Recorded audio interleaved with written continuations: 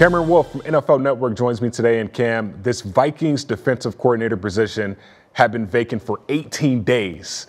Now, recent news, the Vikings have announced that Brian Flores, former Miami Dolphins head coach who was recently with the Pittsburgh Steelers this past year, is now the new defensive coordinator for this Minnesota Vikings team in 2023. You covered Brian for 3 years during his stint as the head coach in Miami. What are Minnesota Vikings fans getting in Brian in 2023?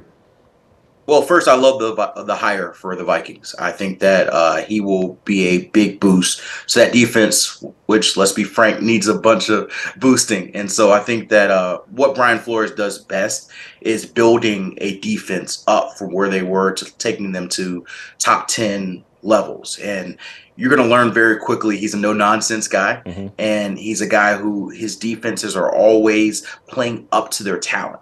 He gets the most out of guys. You know, he has ways of motivating guys so that they reach their potential. And your style of defense, you're going to see a guy who runs an aggressive scheme, a lot more man coverage, a lot more blitzing, and he likes to bring the onus on offenses versus be reactionary. And so because of that, you'll give up some big plays sometimes, but more likely than not, you'll be the defense that causes the big plays. That was my experience in Miami. And especially as players learn the scheme more by year 2 and by year 3, you started to see a defense that was very comfortable in what they did, and they weren't changing for any offense.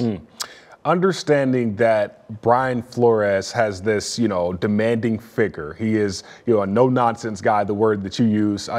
Everyone knows, his story, his background. How do you feel like that will measure with Kevin O'Connell, who's, more of a laid-back guy, offensive genius, but also is a player's type of coach? Yeah, first of all, they know each other. They were with each other in New England for a time. And so I don't know how deep that relationship is, but ideally, someone, you jive a little bit better with them. And so I do think that, one thing that Brian Flores he's a very strong personality. And so the first thing I assume that Kevin and Brian did in their interview is seeing how they gel, how they would flow, because you look at the setup of an offensive-minded head coach and a defensive coordinator, they're going to essentially be the head coaches of their own rooms. And so you've got to be able to trust the guy that he's going to be able to do what you see fit in your football team, but also trust that you can leave him alone and he can run that defense. So having a former head coach will help in that respect. But we all hope that you learn from different elements there. So there was a reason why it didn't work in Miami in the end. And you hope a year away, Brian, maybe some of the things that didn't work in Miami, he corrected those and can be a better coach because of that in Minnesota. That's yet to be seen. But I'll tell you what, there's a lot of guys that I know, players, whether in Miami or Pittsburgh or New England, who love to do. Not everybody is going to be that who loves him. Like I said, he's not a peaches and cream type of coach. So,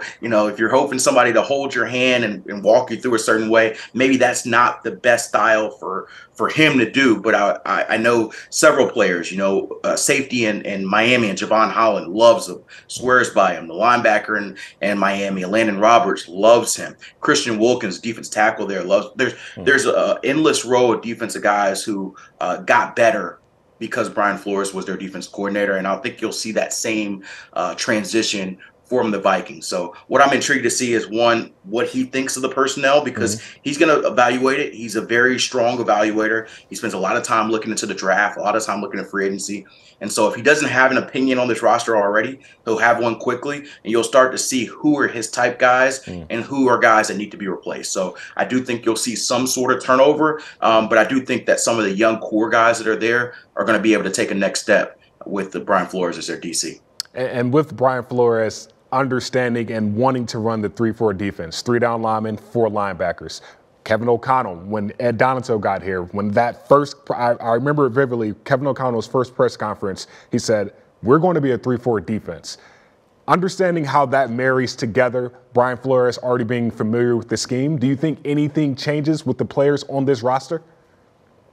Yeah, I think the big thing is you're going to look for the big thing in the Brian Flores defense is the cornerback position.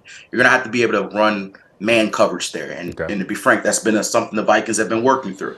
And so I do think that that's an area where you may see some transition, whether you're getting the most out of some of the younger guys there in that building, or you're bringing in veteran guys to supplement. I think that's a position I would spend a lot of time on this offseason because, in Miami, they had Xavier Howard and Byron Jones, the two highest paid cornerbacks in football at one time.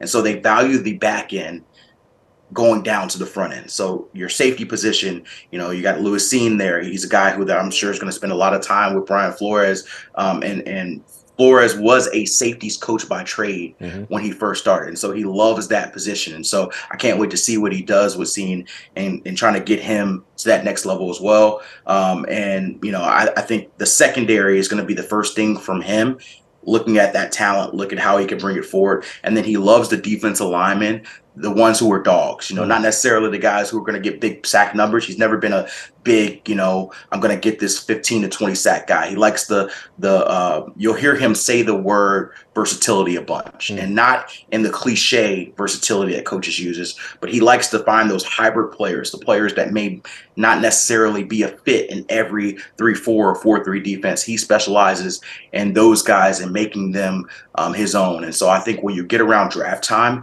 you'll start to realize some of his tent poles, whether it be versatility.